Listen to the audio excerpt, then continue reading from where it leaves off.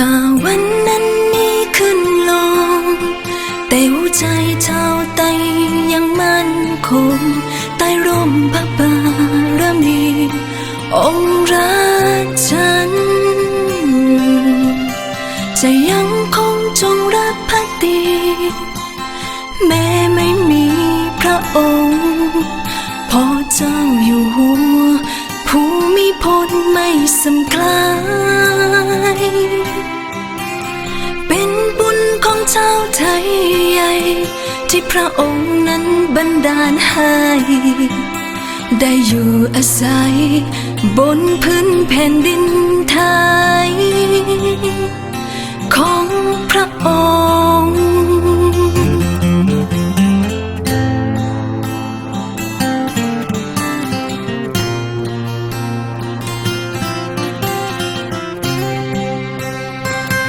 ทรงเป็นที่รั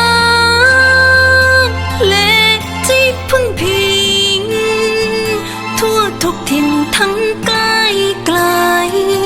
สำนึกถึงบุญคนอันยิ่งใหญ่พ่อหลวง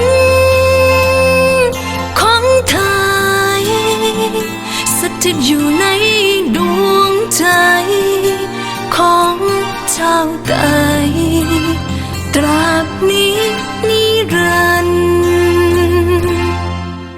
ไม่รู้วันข้างหน้าจะเป็นอย่างไรคุณความดีที่พระองค์มีให้พวกเราซาบซึ้งน้ำพระทัยชาวไทยใหญ่จะไม่ลืม